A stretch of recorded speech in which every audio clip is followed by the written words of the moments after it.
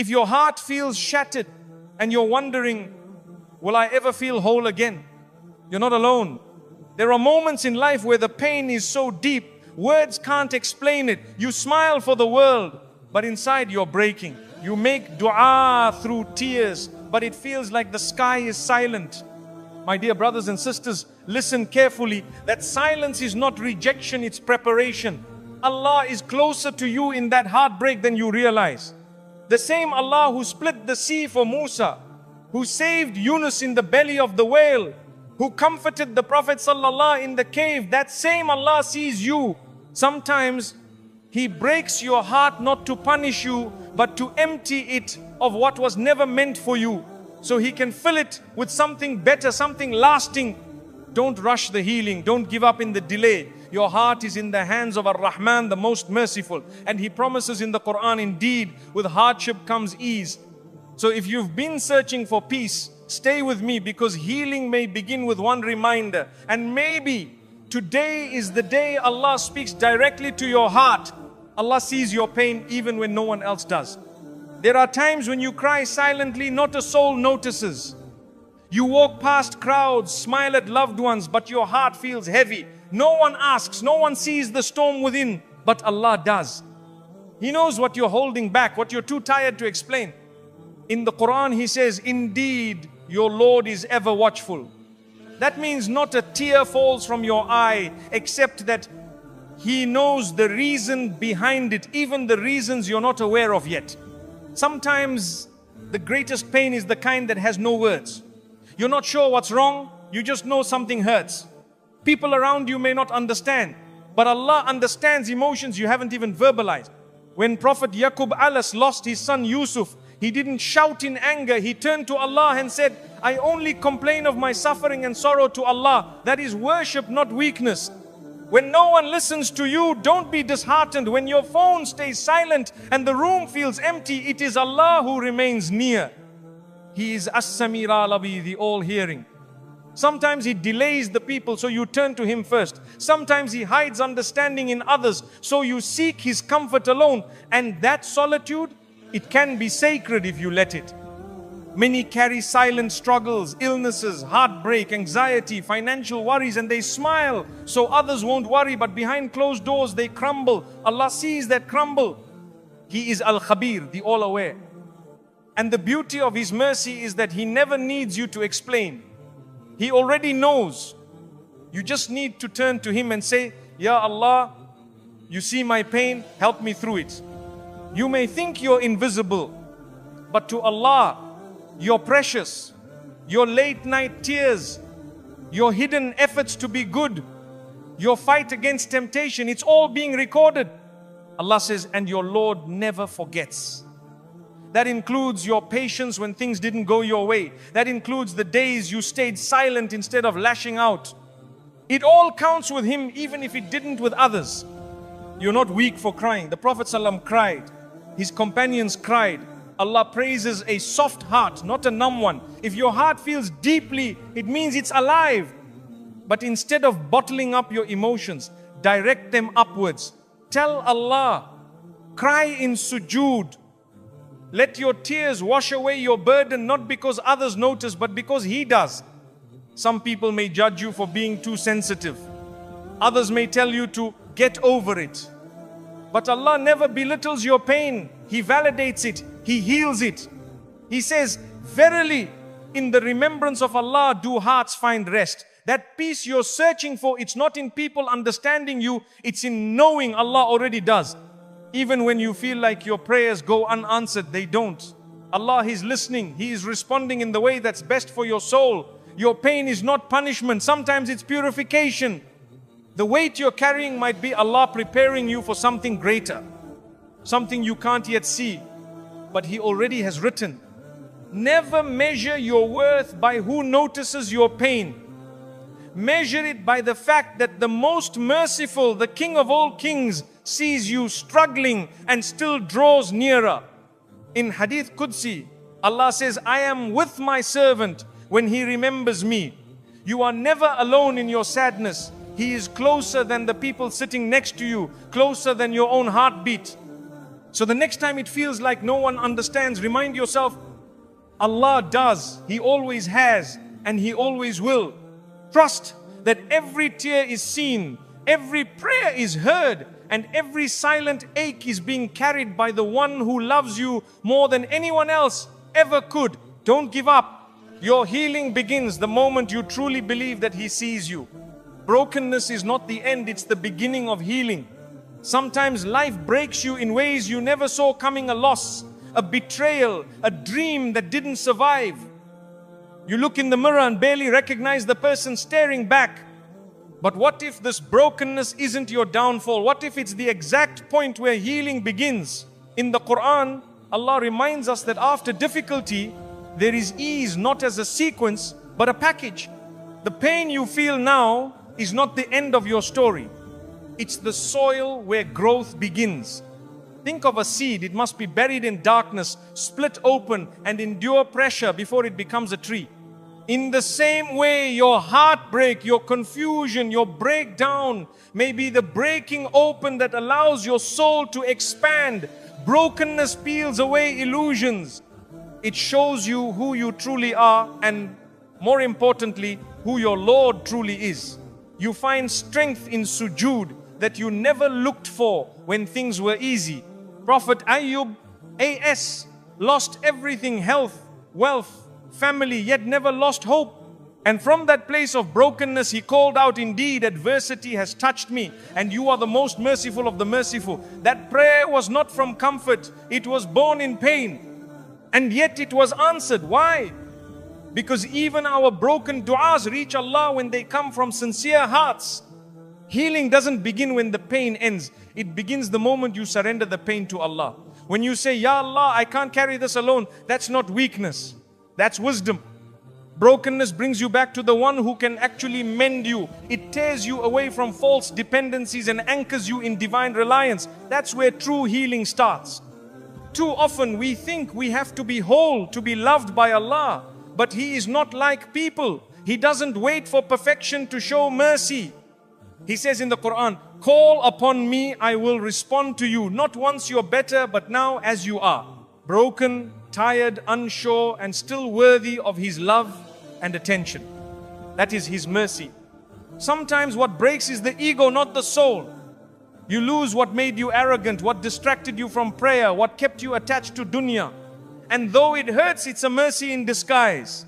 Because when you lose what doesn't serve your akhirah, you gain what draws you nearer to Allah. That's not a breakdown, that's a breakthrough. When your plans fall apart, know that they weren't strong enough to carry your future. When your heart feels shattered, know that perhaps it was filled with what was never meant to stay. And when you're kneeling in sujood with a heart in pieces, know that's the most honest form of worship. Healing begins when you stop pretending and start surrendering. Allah never promised a life without hardship, but He promised to be near the brokenhearted. He says, "Indeed, Allah is with the patient," not with the perfect, not with the unscarred, but with those who endure. So when you feel shattered, remember, you are in the company of divine mercy. Your brokenness is not a flaw, it is an opening. The most beautiful things in life are often born from pain, pearls from irritation, gold from fire, strong hearts from broken ones. If you're in a season of breaking, don't rush to escape it. Sit with it, pray through it, let it teach you, soften you, reshape you, and trust that Allah's working on your healing even while you're still hurting.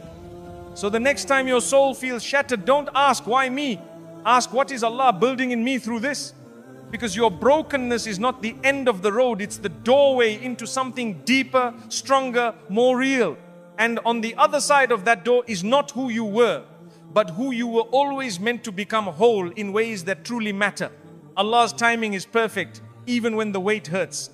Sometimes we stand at the edge of our prayers, hearts heavy with hope, wondering why nothing is moving. We cry in sujood, we whisper du'as at 2 a.m., we ask again and again, and still silence. But what we call delay, Allah calls design. His clock is not ours, His view is not limited, and what feels late to us is right on time in His divine plan. You may not see it now, But every moment of waiting is a thread being woven into your greater story. Allah is not withholding out of neglect, He's preparing out of love. Sometimes the things we ask for are not ready for us, or we are not yet ready to carry them. Patience isn't passive, it's trust in motion. Every second of waiting is sacred if you know who you're waiting on. Think of Prophet Musa alayhi salam. He waited years before leading his people. Yusuf alayhi salam was thrown into a well, enslaved and imprisoned before becoming a king's advisor. Maryam A.S. carried the pain of public shame before the miracle of Isa A.S. unfolded. These weren't delays of neglect, they were divine pauses filled with purpose. In your own life, there are things you prayed for months ago that didn't happen, and today you're grateful they didn't. Why? Because Allah saw what you couldn't. He protected you from what you thought was a blessing, and He held you back so that you wouldn't step forward into harm. That is not rejection. That is mercy beyond comprehension. Sometimes the waiting period itself is what shapes us.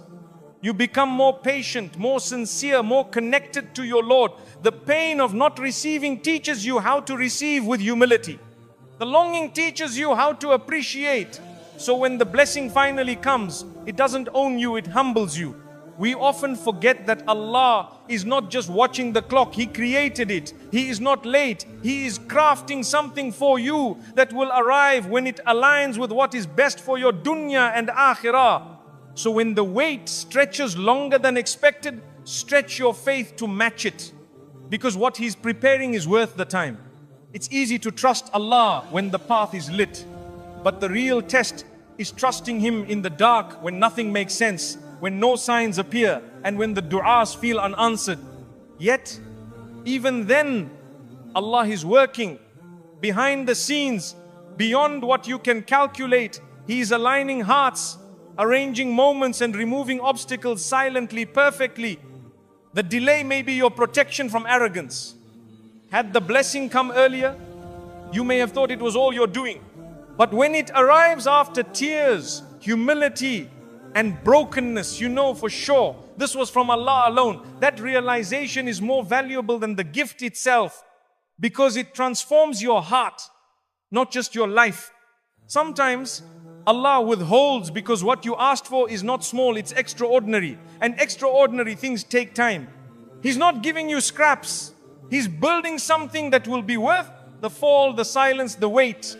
Just like the seed that grows silently underground before it breaks the surface, your answer is preparing to bloom. Let your patience become your worship. Let the waiting deepen your dua. Allah hears every word, He sees every tear. And while you are waiting, He's not idle. He is active in the unseen, shaping your future, healing your past, and strengthening your heart to receive what is written for you. Even the pain you feel in waiting is not wasted. It refines you. It teaches you to detach from timing and attach to the one who owns it. So don't rush, don't despair. Don't think that silence means absence. Sometimes Allah delays not to test your hope, but to strengthen it. Because when the moment finally arrives, when the door opens, the prayer is answered, the weight lifts, you'll know why it had to take this long.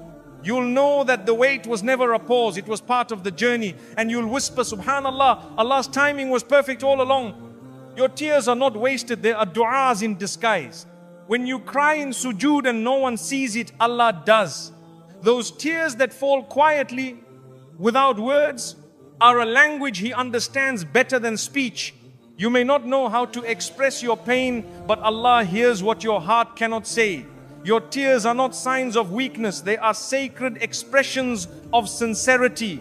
In the Quran, Maryam A.S. cried out under the palm tree in agony and despair, and Allah responded with ease and provision. Her tears weren't ignored, they were heard, they were honored.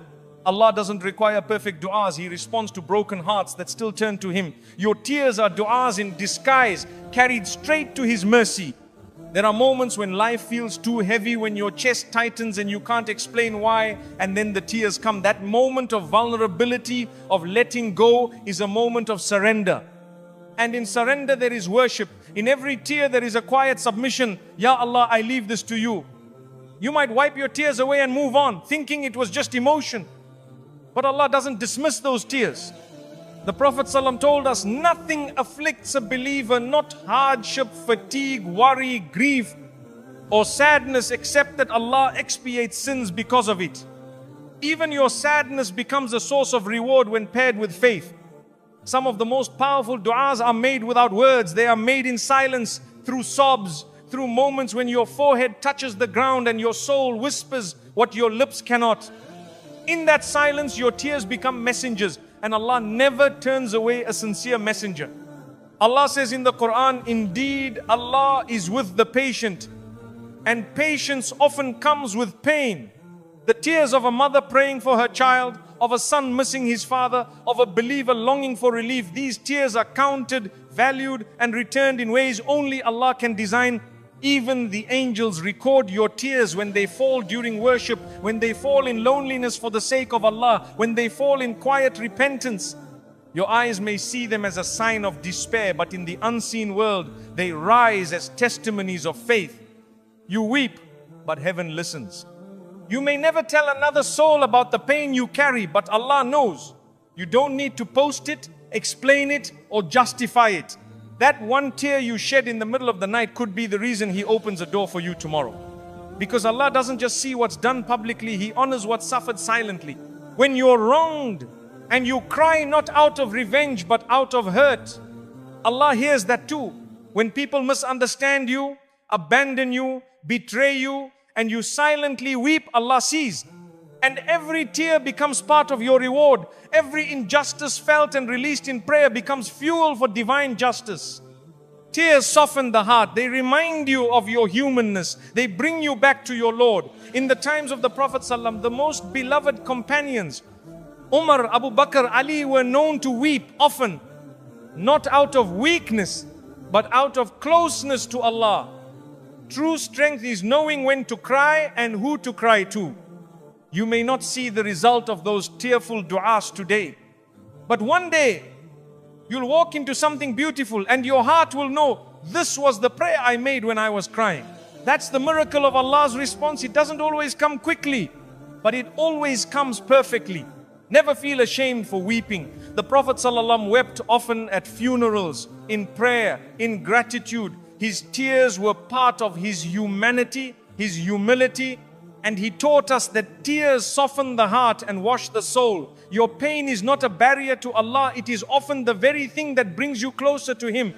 When no one else understands, when people say just get over it, and you silently retreat, Allah becomes your refuge. He doesn't rush your healing. He doesn't belittle your emotion. He simply says, call upon me, I will respond to you. And sometimes that response begins with a tear turning into tranquility. So the next time your eyes fill up, don't rush to hide them. Don't belittle them. Let them fall. Let them speak.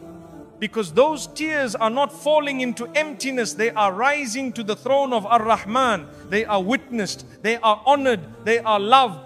And when all is said and done, when you look back on the hardest chapters of your life, you will realize those moments when you wept in secret were the exact moments Allah was writing your healing. Your tears didn't drown you, they raised you. Because with Allah, even brokenness becomes a bridge back to Him. Healing doesn't always come through answers, but through nearness to Allah. Sometimes you ask for an answer, but Allah gives you silence instead. Not because He's ignoring you, but because He wants your heart to shift from seeking solutions to seeking Him. Healing doesn't always begin when the problem ends. It often begins when you realize Allah is enough even while the pain remains. We look for answers in timelines, in people, in outcomes, but Allah wants us to find peace in Him. When your world shakes and you still say Alhamdulillah, that is healing. When nothing changes outwardly, but you feel calm inside, that is nearness to Allah, working in ways no one else can see. Healing is not always about a cure, it's about comfort. It's the feeling of being held by your Creator when the world feels cold. It's waking up with a heavy heart but still saying your prayers. It's crying during dua, not because you're desperate for change, but because you finally feel close to the one who never left. There are wounds that medicine cannot fix, but dhikr can. A restless soul doesn't always need more advice, it needs more Quran. And in every ayah there is a whisper from Allah, come back to me, I am what your heart is searching for. The Prophet ﷺ in